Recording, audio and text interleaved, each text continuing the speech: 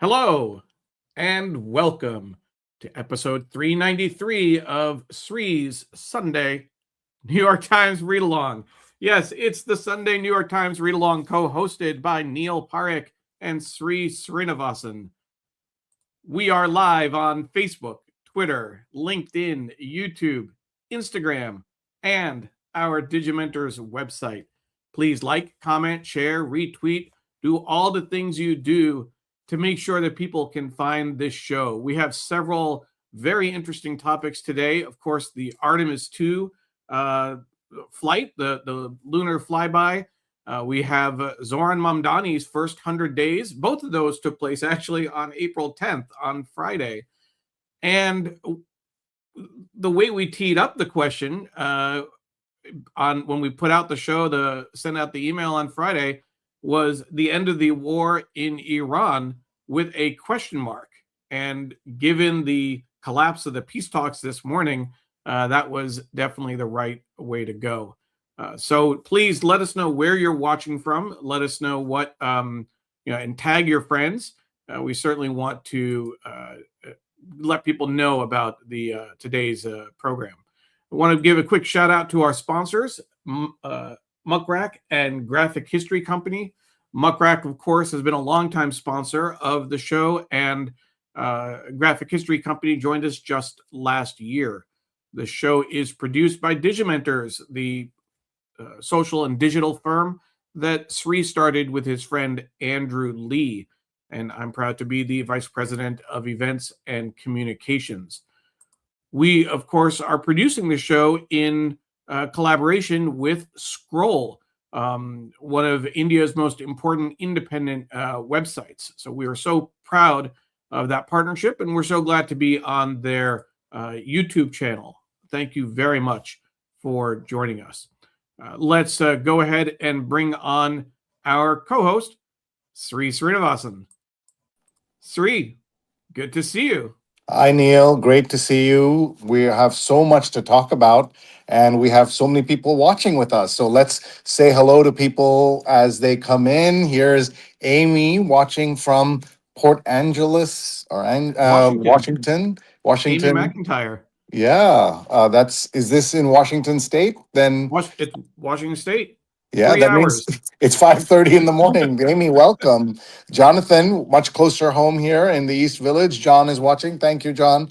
Always. Paula, longtime producer of this show and friend, is watching and says, good morning from Tallahassee, Florida. Rajan is watching from Bayshore in Long Island. Gunter is watching from Austria. Hello, Austria.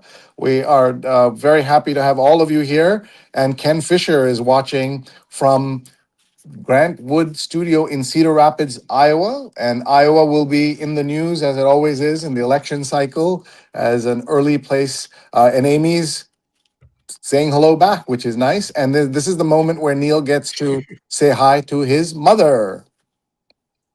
Hi to my mother.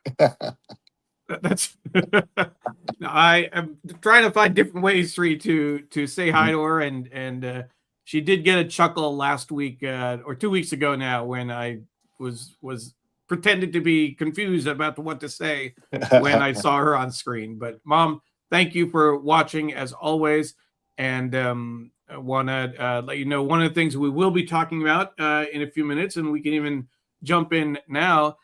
Sri. Asha Bhosle passed away, legendary Indian singer, sister of, for some folks who would know, Lata Mangeshkar. In fact, what are your thoughts on Asha Bhosle?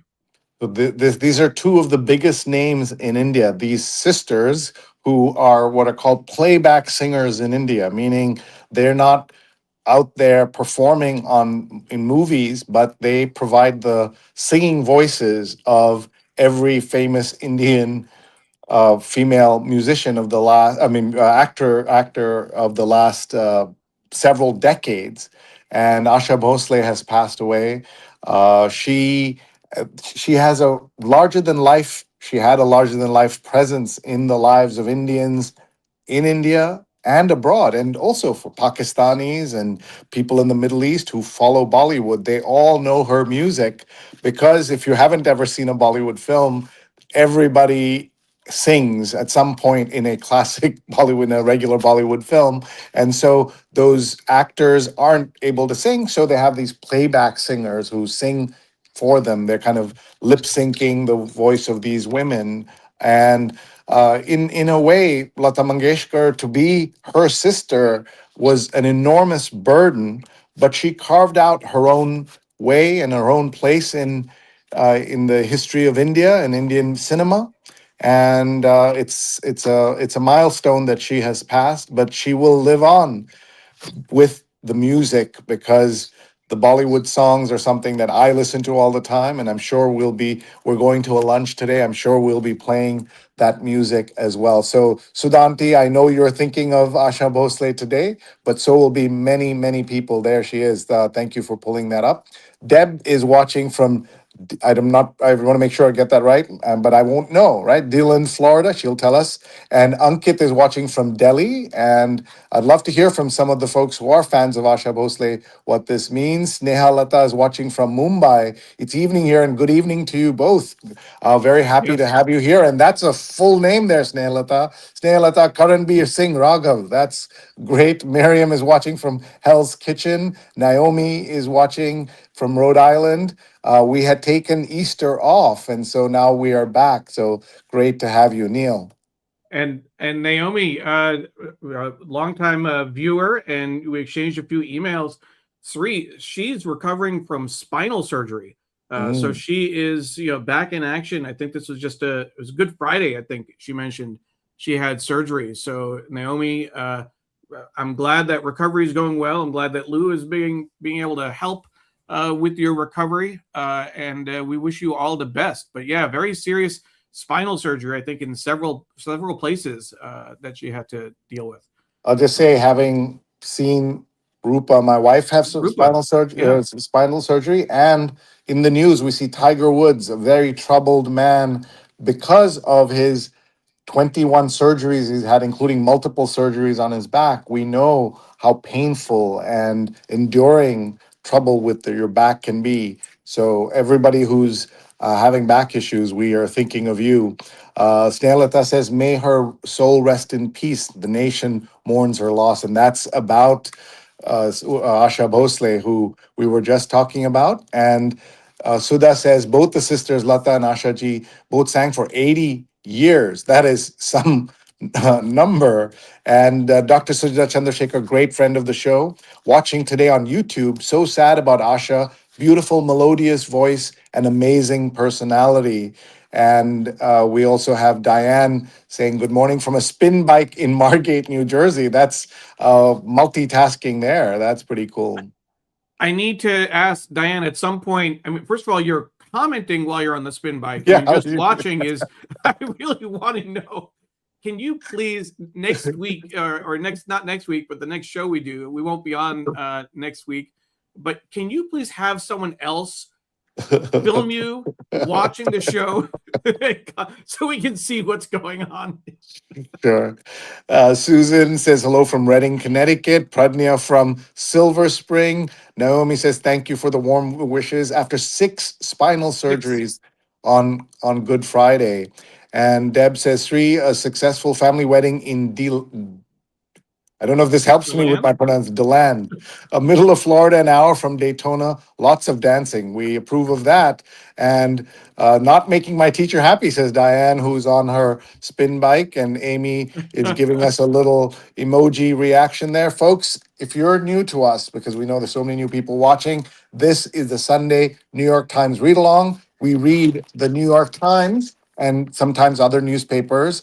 And we do this because we love the news. We love accurate, professional news that is created by folks who are doing this for all of us. And this is not about the New York Times alone. It's about making sure you, as somebody watching, can have the tools to understand what's happening in the world, and we push back against misinformation and disinformation. And speaking of problems with accuracy, I was mispronouncing it. It's D-land, I guess. No, no, it's D-land the other way. or Deland, DeLand, or but it's also right? sometimes heard as D-land. The common local pronunciation focuses on the land. So DeLand, DeLand, Yeah. Florida. Thank you. You learned something today. And here's our friend Mary C. Curtis. Good morning from Charlotte, North Carolina. Thoughts to my sister Janice in Baltimore, who just had serious back surgery Oh, wow. recovering. So we have this. It's the home of Stetson University. And we're thinking of your sister, Mary. And Deb says, small world. I have family in DeLand, Florida. We're going to start by just looking at the paper. I like to look at yesterday's paper just to see what's happening in the world and just to see the continuity. Chance for U.S. Iran deals uncertain, as we know the deal has failed. And here on the cover is the splashdown back home after a lunar loop. The Artemis II capsule splashed down on Friday after taking humans farther from Earth than ever before. Coverage at the New York Times.com. And then 100 days in is Mamdani. Mamdani is learning as he goes. Mayor has quick run of successes, but also abandoned vows. U.S. urges allies to fight the far left, affixing terrorism labels to an array of activism. And travelers open their wallets for plusher flights. And avid video gamer, the FAA has a job offer. A skill set pairs well to air traffic control. So anyone whose family was complaining you're spending too much time doing all kinds of video games, not only can you get a job, you can also help the country out at this moment. Sri, if you can put the picture of the splashdown back up, I want to just say that it for me it wasn't the splashdown. It was when if you're watching the landing, and I have a question for folks in just a moment. But after there was 6 minutes where we lost contact with Artemis II as it was re-entering the atmosphere, and there were some concerns that the heat shields might fail. Having watched Challenger explode, it. I was worried, Sri, and I think we exchanged messages.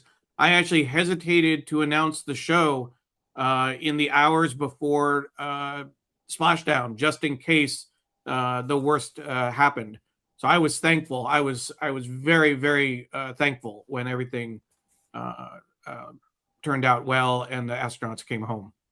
I was not paying enough attention because I was busy yesterday, but the idea of the heat shield story is so important. You have the Challenger explosion on the takeoff, and then Yeah, the destruction of Columbia on Columbia coming reentry in. That's because of the heat shield and the tiles. Because as everybody now knows, having watched all these shows that or watched the space exploration for years, that when the capsule or the shuttle is re-entering Earth, there's so much heat from coming through the atmosphere that the tiles have to be so strong, and if there's any leakage, breakage, anything, then it can just disintegrate as it yeah. happened with Columbia, and we lost so many good astronauts, including Kalpana Chawla, an Indian American from a small village in India who grew up to be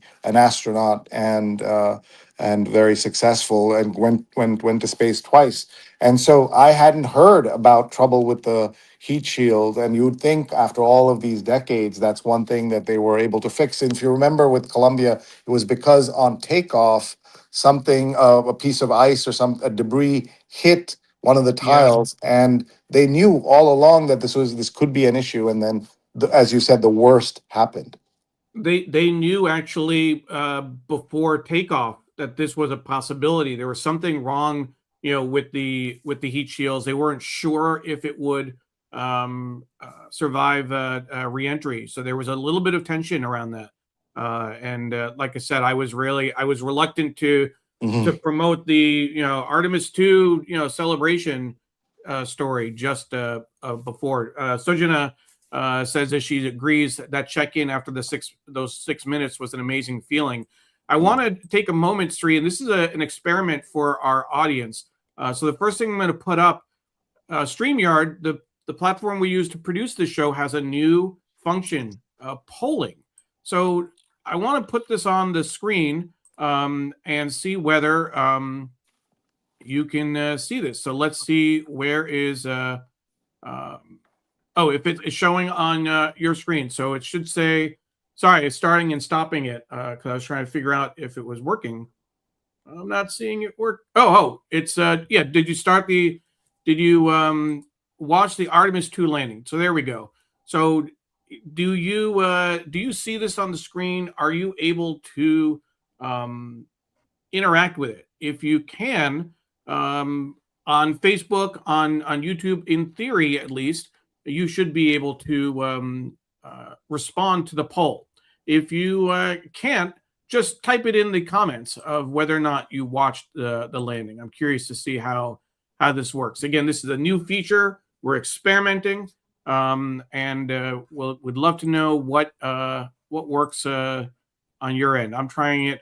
I'm viewing it on my end. I don't see a way to respond to the poll. So if I'm not seeing any responses, we will stop it and experiment again later. So Sri, not sure what why it works or how it doesn't work. We'll have to get some feedback for StreamYard on that. And this is the community that we've built, and they're so helpful to us. And I know if it was working, we would have seen people hitting Yeah, one or two. And so we'll do some more research around this. This sure, is part of sure. what we always talk about, hashtag always be learning, and we're learning and you're learning with us. And here's Apollo watching from Philadelphia. Hi, Apollo. Great to have you here. Rajan says, I'm praying that programs like this will be extended after the midterms, and the current interim here in the US will be exactly that. And Sujana says about the New York Times story about the 100 days about Mamdani, is that the Times is trying hard to discredit Mayor Mamdani. It's laughable, truly. I haven't read the story. The headline is 100 days in, Mamdani is learning as he goes. Mayor has quick run of successes, but also abandoned vows. So I would say everything is fair up to the but also. And to say abandon the vows in 100 days, we have a president over two presidencies has been promising us infrastructure, promising us healthcare, promising us so many things that he has not delivered. And I don't think the assessments of Trump in the New York Times start with that with saying he's abandoned all these vows. So this is what journalists have to do, have to look at the full picture. I don't know if that word abandoned is the right word there. Delayed, It, postponed, hasn't gotten to it. There could be anything really, but you can also see that they are acknowledging his successes, including, by the way, in Philadelphia, where I was this weekend, people are complaining that their mayor did a terrible job with the snow removal, whereas in New York City, he tried something new. He paid New Yorkers to clear the snow. And that's considered a widely considered a success. And the photo that they used here is Mayor Zohran Mamdani helped the Department of Sanitation on Friday's 100th day in office. And here's that line. It this says he is was from that quickly article. retreated from one campaign promise after another. He once vowed to relinquish unilateral control of public schools. That I knew he would do. Now he supports renewing the law that established it. He has pledged to expand a rental voucher program. Now he's trying to limit his growth. Where once he called for reducing class sizes, he's now asking for more time to implement. This is called governing. And there's a great line in the show Hamilton where Washington tells Hamilton, I believe, if my memory serves, we need Emily in here for a consultation. Neil's 13-year-old daughter, but Washington says, winning is easy, young man. Governing is harder. Winning Exactly. is easy, young man. Governing is harder. That was true 202 centuries ago, and it's true today. And this is just life in power. And to judge it all in 100 days is kind of ridiculous. But covering a dynamic mayor who has put real energy into this city is something that's not easy for reporters to do. And by the way, I should say, having just come from a 5 country tour of Asia, everywhere I went, people asked me about Zoran and how he's doing. The mayor of New York City should not be that famous, should not be somebody who everybody knows, but they do because of his personality, because of his energy, because of his youth. They do lead with him having a quick litany of quick accomplishments. Three. This is from the same article. Reignited projects to improve bus speeds, built a city hall rest stop for delivery workers, opened a long delayed infirmary on Rikers Island for Rikers Island detainees, secured state money to fund an expansion of free preschool, and going after abusive employers and landlords. But I think that, the way the article is framed, it almost feels like this is a throwaway, and the focus is on he hasn't accomplished what he said he would in the first 100 days. Now, of course, the first 100 days is a milestone that was really popularized under FDR. Franklin Delano Roosevelt. We're nearing almost 100 years from that time. But that's the measuring stick that it's interesting. That's the measuring stick that every politician is held to. You have these reviews, but as you said with Trump, I don't think it held the same way. Certainly in 2017, they looked at, oh my God, all the things he broke in the first 100 days. But you can't compare. He's not. Trump is completely different in terms of every day. There's something that is awful. There's something that is being destroyed.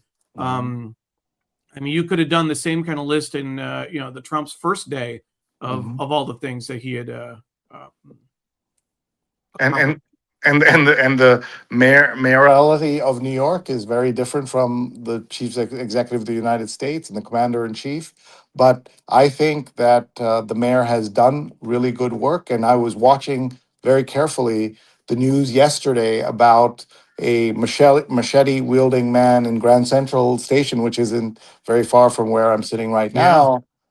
He attacked three people and then was shot by police, and how Zohran Mamdani would handle that matters because people want to feel safe at that moment. And his comments were first about the safety and then about the cops.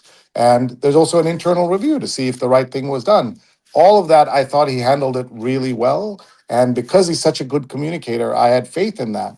And also working very closely with Jessica Tisch, the police commissioner, who all those billionaires and on the right and everybody else loved so much from the previous administration. He has kept her, and they've had a good partnership so far to start. Again, it's 100 days. There's so much to do. And by the way, this framing of 100 days isn't just for politics, as we know, because when you start a job, you're told you have 90 days, 100 days to achieve things. And I remember when I was made chief digital officer of the Metropolitan Museum of Art here in New York, I was given a book that said your first 100 days and what to do and how you can have milestones. And it's not the same because I didn't have a record of things that I promised the museum or anything, but it's so hard to know exactly what you're going to do and then to be able to do it in what sequence, what timing, what the cadence of your outreach. All of that's so difficult and complicated at a small job like mine, let alone the mayor of New York. Here's a nice thing. Susan says that the New York Times made me an offer I couldn't refuse. So I have a digital subscription to the news again. And we tell everybody subscribe, not necessarily to the Times, to a news publication in your life, around you, somewhere, wherever you live, because it makes a difference. You can also support independent journalism like scroll.in, which is one of India's largest and most important independent news websites. And so you can do that. So please do that if you can. And here is Gen X held our collective breath, says Pradnya, about the Artemis reentry. Rahadian says, I'm very happy that the Artemis didn't turn out like Challenger and Columbia. Deborah says, I noticed in yesteryears that the astronauts would be quarantined for days. This time they were hugging their families when they got back to land. Amazing group of people. Kalpana Chawla was the first South Asian NASA astronaut. That's correct. There had been Rakesh Sharma, who was a Indian uh, uh, cosmonaut because he was Oh, taken up by the I didn't realize Russians that. in 1984. That's right. So she was the first American, and they call them cosmonauts versus astronauts. And Sujana says, "I was visiting a friend in Philly when the Challenger exploded, and the horror was thankfully not revisited. Deb watched the Yeah. landing, can't check it." So they're saying that little experiment we ran did not work. Miriam says, "I remember listening to the radio when the Challenger exploded. For the most devastating part was the death of Krista McAuliffe, who had a young daughter, and she was the first teacher in space. That particular uh, liftoff was covered extensively globally because the first civilian going into space, a teacher selected after a huge run up, and very tragic." I'll share three that in talking with Pam, her science teacher actually was a runner-up in that process of being the first astronaut, first Wow. civilian in space. So Mm. their school was watching, had a big assembly, and the teacher was kind of narrating things and watching. It was certainly a very traumatic incident. She was in sixth grade at the time. I remember being in seventh grade and walking from one class to another, and our social studies teacher standing in the hallway just saying, he didn't say, he just go inside, sit down, just watch the TV, just go inside, watch, sit down. And we didn't know what was going on. And we sat down and we're watching the coverage. I still get chills thinking about that. Yeah, that's and what a story. And that teacher must have been so disappointed in the run up to have come in as a runner up and not getting that. But to quote the great philosopher Garth Brooks, who said, "Sometimes I thank God for unanswered prayers." And that's the most apt way I can think of that teacher's life, that it would have gone a very different way. Yeah. Susan says that I think that we have money for space travel and war, but not healthcare. So she did not watch. I'm a huge cynic about the whole purpose of this mission. And Mm. Apollo says that Trump has promised to be retribution, and he has promised, and he has done that well. Yeah, yeah. That's I think that's the third topic that we were going to talk about today. The end of the war in Iran. There was the ceasefire that was declared. Excuse me, and I'll just take a quick drink. Ceasefire that was declared, and we raised the question: is this the end of the war? And even the headline in today's paper. I'm curious in terms of whether you have a later edition than I do. The headline that I saw was that there were still talks going on. What in the top left? What's the headline? It's the Top right. Vance leads negotiations to end war he opposed, and so they don't have the news in there. The Yeah, it and so was yeah, the negotiations that failed by around 11 p.m. or so, maybe even a little earlier, last yeah, it Eastern was. time. Yeah, so When I looked at the paper online and saw the headline, that was certainly a bit of, I wouldn't say a shock, but it certainly moved the framing. U.S. and Iran failed to agree on peace deal, with a picture of J.D. Vance walking out of the uh, presumably the negotiating room in Pakistan. yeah. Um, I'd say so a we're couple not of done yet. yeah, when we a couple of things about that I was saying that you wouldn't trust. If I were the Iranians, I would make sure that JD Vance was in my immediate area the entire time, because you cannot trust the Americans not to bomb you at any moment. And so using JD Vance as a human shield would have been a good idea by them. By the way, Right. here is today's lead photograph is also from Artemis, and this is uh, the cheers at a watch party in the San Diego Air and Space Museum. I didn't know that we had another Air and Space Museum like you do in the DC area in San Diego, and they're watching and cheering. And so the headline is "Mission to the Moon inspires a sense of reverence, chance to ponder our power and our powerlessness." Very interesting framing of that. We'll get to the paper just a minute. We just want to go through all these wonderful comments, folks. So if you're watching, what we do is, unlike anything you see on television, where you're watching the news, you can yell at the TV, but here you can write back to us, and we put it on the screen, and you get to chat. Please tag your friends right now on whatever platform you're on. They can watch us live or later. Anyone who cares about the news, just tag them, put it in your group chat, put it on DMs.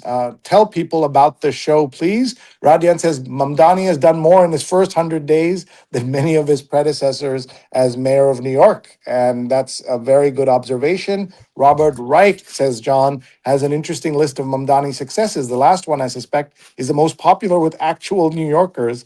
Fixed thousands of potholes in New York City streets. And Gunter in Austria is trying to help us with this experiment we were doing. And Pradnya says, my 13-year-old refers to him as her mayor, and we don't even live there, which is great. And Radian says, Mamdani is arguably the best looking mayor since John Lindsay in the 60s. So, and that's, by the way, one of the reasons why Trump and Mamdani get along so well, because Trump loves good looking people, successful people, and he's doing that. And Neil has put in a link in Facebook to the coverage of the first 100 days. And Miriam says he has accomplished an enormous amount for the first 100 days, and with so many people not trying to help. Well said. Ken, I saw the last SAFE mission before the Columbia disaster. It was a night launch. My son worked for NASA then as an engineer. Wow.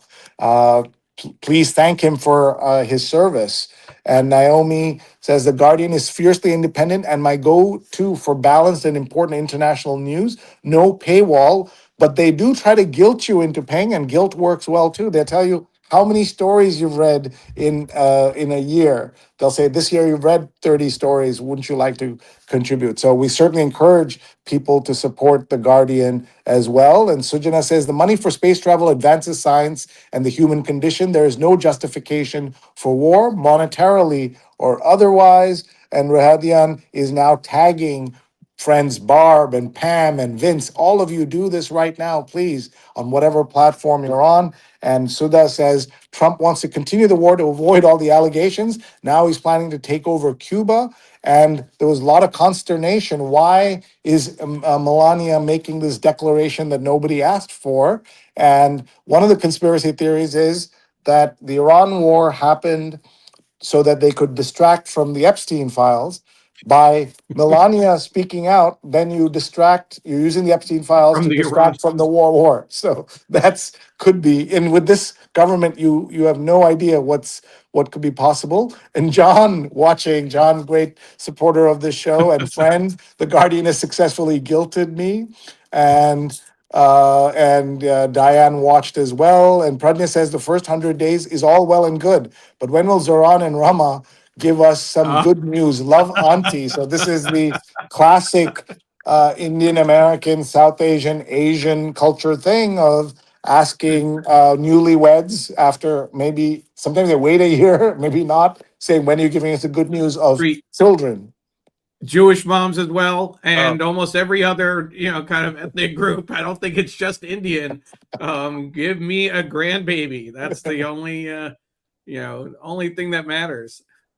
And Diane, thank you for tagging your friends. So we're live Yeah. on Facebook, Twitter, Instagram, YouTube, LinkedIn, as well as on the Digimentors website. And if you are interested, you can go into the archive of the Digimentors website, look for the New York Times read along, and on several episodes, you will find special exclusive PDFs that we've been given by the New York Times that you can access and download and take a look at. So spend some time going through the Digimentors website, and we definitely appreciate that. So Neil, any things you'd like to talk about before we get to the paper? I know you had No. a very important show on mental health just last week, and then you have another one coming up this week. Tell us about that.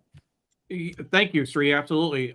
So April is Sexual Assault Awareness Month, if folks are not familiar.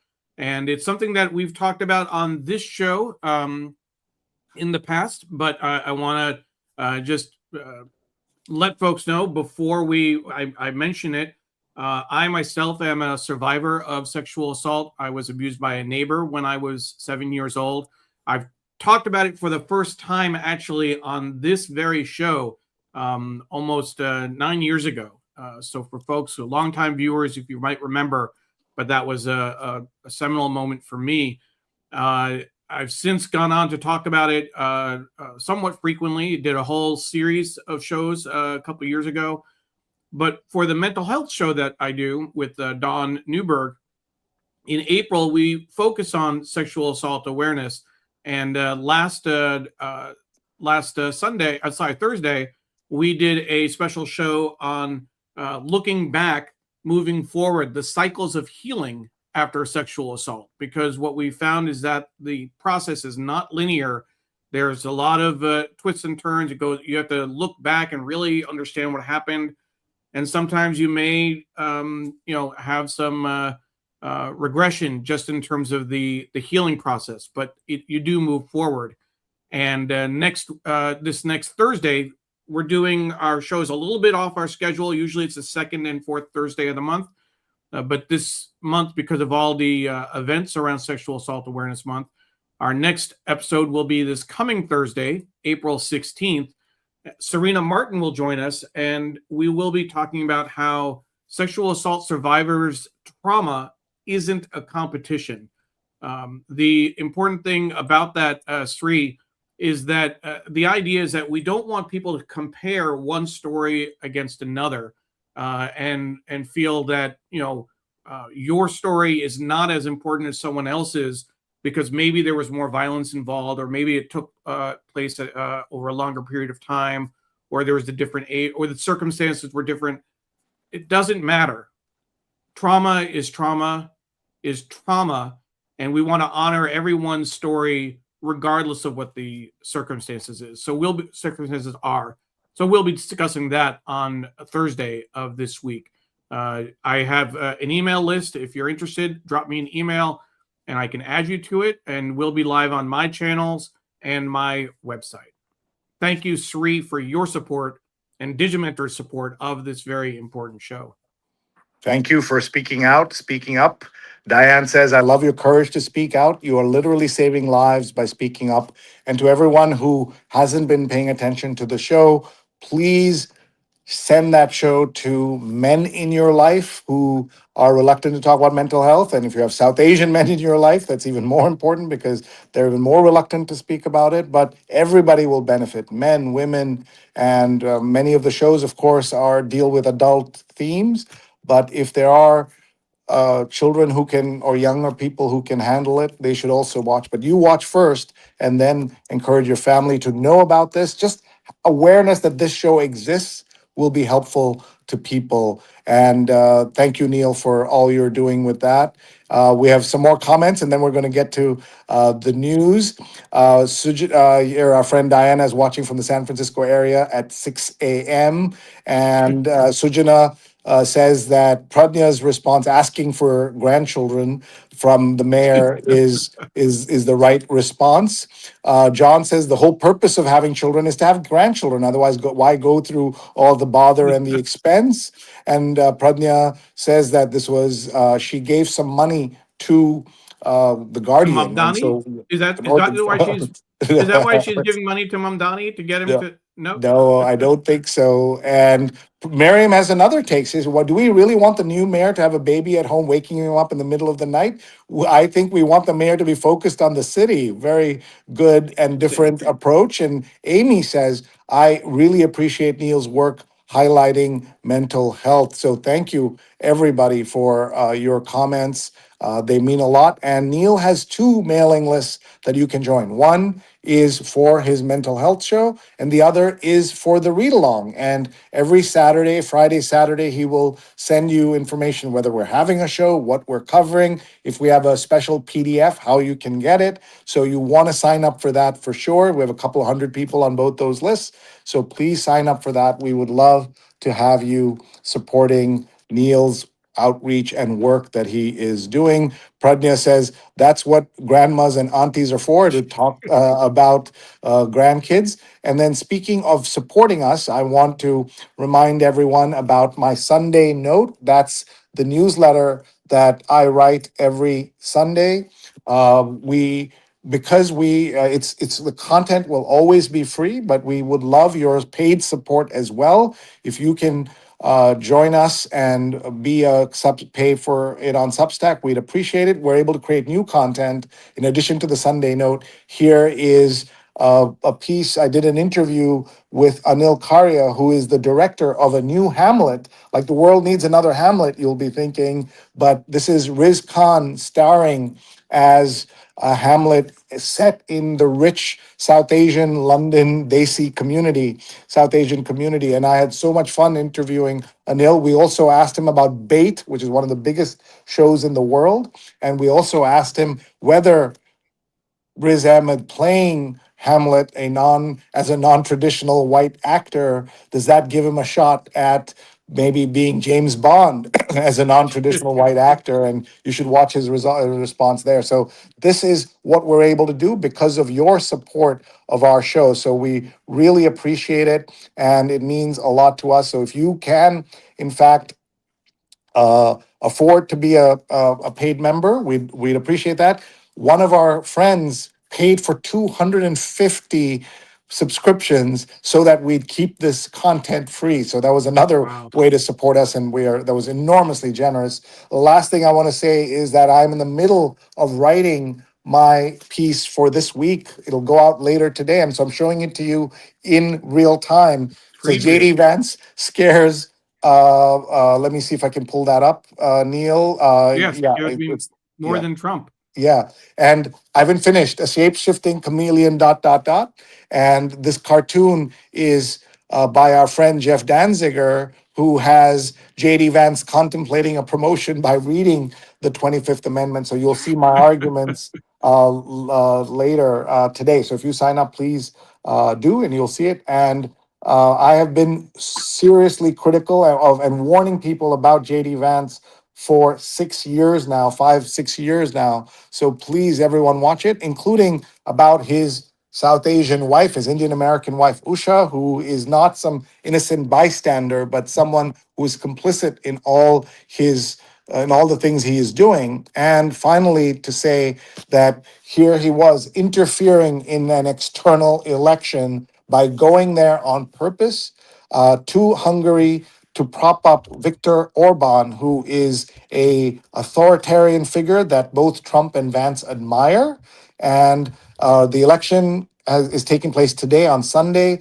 All signs point to the fact that they're going to lose, and that'll be a huge blow to the right wing in America as well as in Europe and around the world. So we should cheer for that and hope that happens. But we don't know exactly. But the news is that when Vance went there and spoke, Orban fell further in the polls. So I was happy to see that. Where all this goes, we don't know. But please take a look at srinet.substack.com, srinet.substack.com, and we'd love your support. It's also another form of independent journalism that I'm able to do, and we're able to do because of you. So thank you very much. We really appreciate it. John says, I see the point about JD Vance being scarier than Trump, but I find them equally scary. And Neil has put in the link so you can check it out at Substack. Appreciate it. Neil, are you ready to do the newspaper? Since There, that's what we're there's a talking about. newspaper. We're gonna be. Let's take a look at the New Exactly. York Times. That's what we've done for 10 years, folks, is actually look at the print edition of the Sunday New York Times. And one of the things that we like to do is to look at the choices that the New York Times makes, the photos, the captions, the layout, the graphic design, in addition to the news of the day, the week, as it were, looking at Sunday's paper. So we already looked at the top part of the Yeah. front page. What's below the fold, Sri? Northeastern states scale down climate goals. So even in the Northeast, that's happening. Immigration judges are purged as Trump speeds deportations, and Democrats flee from Swalwell over a scandal. And that's Eric Swalwell, who is running for governor. He's a congressman. He's on TV a lot. He's been accused of sexual assault by more than one woman. And that race is so jumbled up that this will clear some of the air because you will see at least some, we'll learn at least about some of the other candidates now. So that's going to be something that we'll see. Neil, your thoughts? What's interesting, Sri, in terms of the impact not just on the governor's race, but also on Congress. There's this there's several members of Congress who have been accused of sexual assault, of rape, inappropriate relationships with staffers. One who actually embezzled money, I think, out of a COVID relief fund. So as far as the politics of this is concerned, there are calls to remove Swalwell from Congress, which to expel him, which has not been done very frequently. The interesting thing is there are actually two Democrats and two Republicans who are on the bubble for various reasons who might be expelled. So there's a proposal to move forward and expel all four without changing the balance of power, because that's if it was just the one, that would have been a political issue, but with the 2 and 2, it might happen. Wow. We'll see how that all goes. Historically, Democrats have been quicker to get rid of folks who've been accused, whereas including the president. Look, we have a president who has been found guilty, as well as separately been accused credibly of dozens of attacks on women. Here is a fun piece for people who remember the early 2000s and the 90s. Frankie Muniz. How do you pronounce his name? Munoz? Is it Munoz? Munoz, but there's an I instead of a O. Oh. Now, in the new Malcolm in the Middle has plenty he still wants to try. And Malcolm in the Middle became famous became famous later because the dad in the show became Walter White. Walter White is the role played by Bryan Cranston in Breaking Bad. And Mary says, with Orban, I think the Trump administration is also taking notes on how an election can be manipulated and how you can deny and try to invalidate the results you don't like. So we should all be paying attention to what's happening in Hungary. The real estate cover, keeping New York's old vibes thriving. As a landlord on St. Mark's Place, Charles Fitzgerald has built up and maintained the counterculture atmosphere on his block. That's so interesting. Look at this block here. These are very popular. By the way, this restaurant, Sichuan Mountain House, which is on this block, almost impossible to get a table there. You have to stand in line for a couple of hours if you want to eat there. But it's highly recommended by my Chinese culture loving and language knowing son, Krishna. He really loves that. So this is the real estate section. So for everyone who was worried that New York is breaking down and everyone's leaving New York, unfortunately, that's not happening. And the name is pronounced Frankie Muniz. Muniz. Muniz. Muniz. Sounds almost like a Pakistani name or something like that. Yeah. So let's see here. The cover of the Metropolitan section is a show of faith in a community. The Reverend Al Sharpton is moving his civil rights group to a new home in Harlem, part of an effort to counter gentrification there. And I was with and around him in the No Kings rally a couple of Saturdays ago. That's right. It's this easy to steal subway trains. Teenagers first need a $10 key available on Amazon to break into the control booth of a of a train. Rail obsessed teenagers have found it alarmingly easy to break into subway trains, and we need to consult our friend Bob Anthony, whose father worked for the MTA.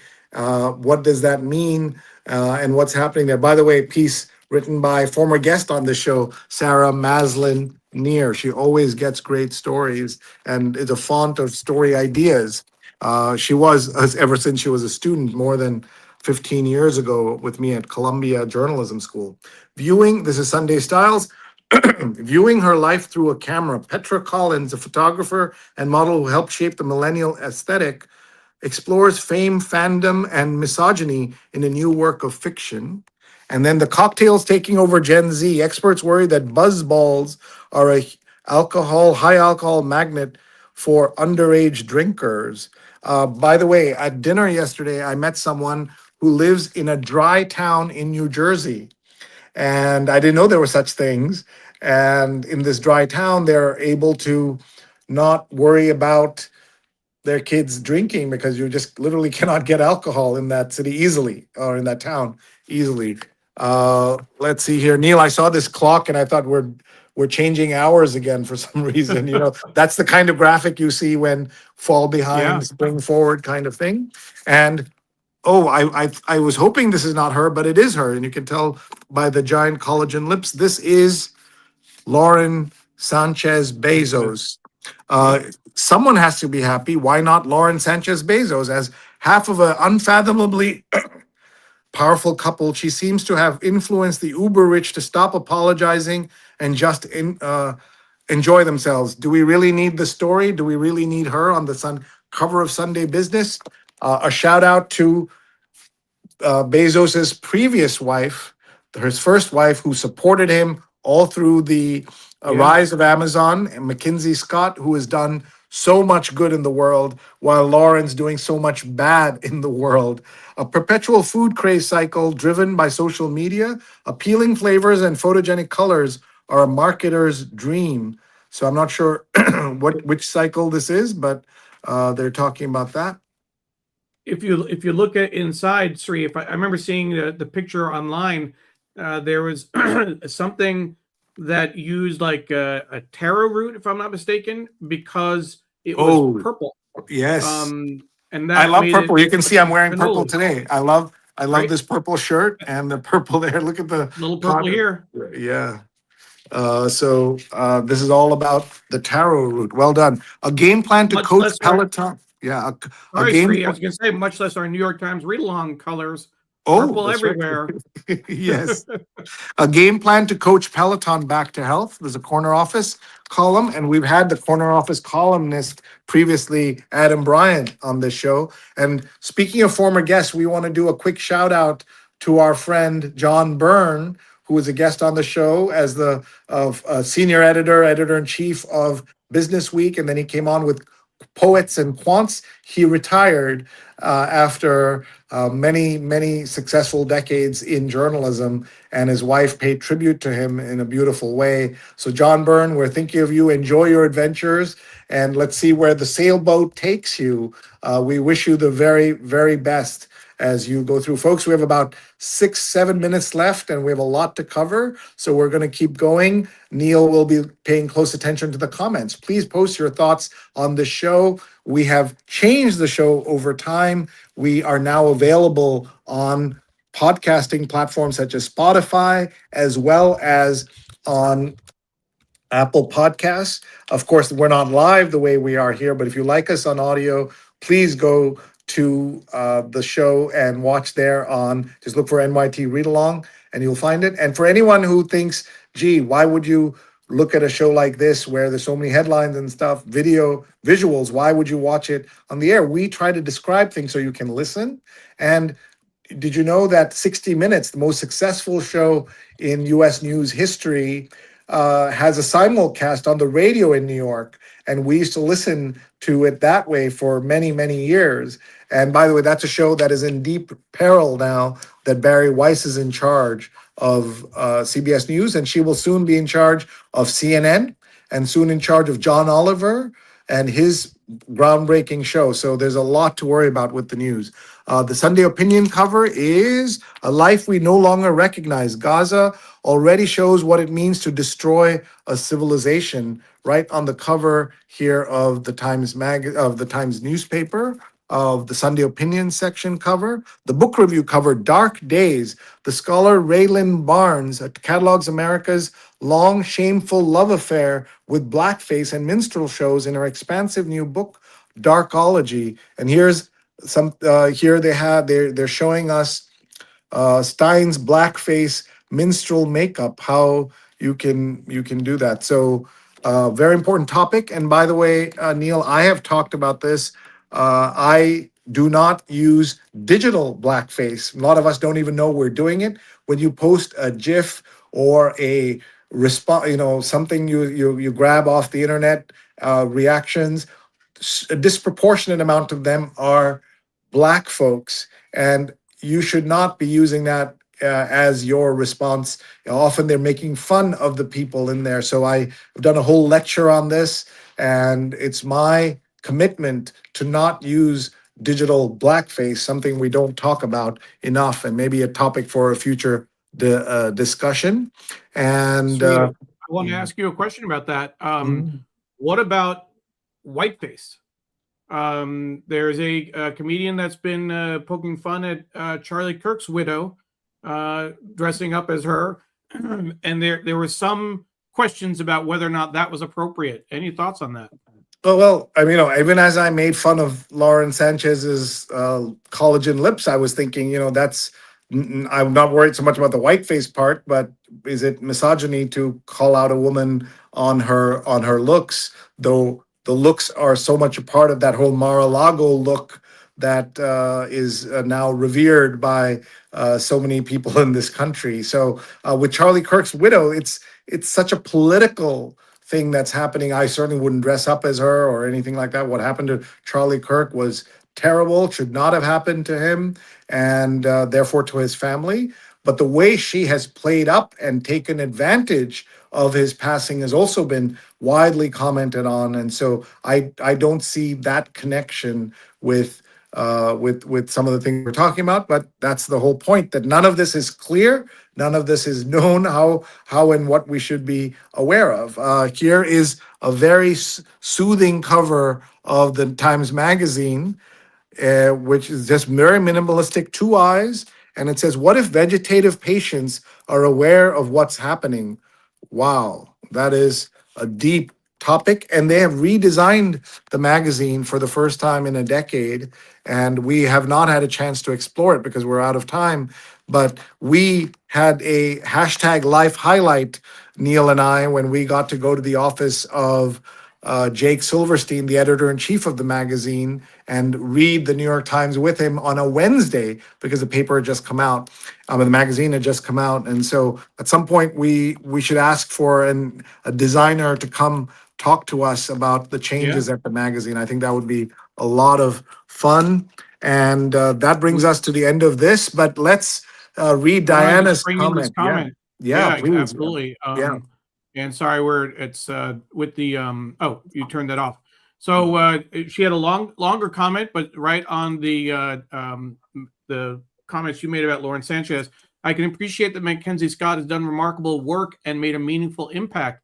At the same time, I'm wary of the way conversations sometimes turn into comparisons between her and Lauren Sanchez Bezos.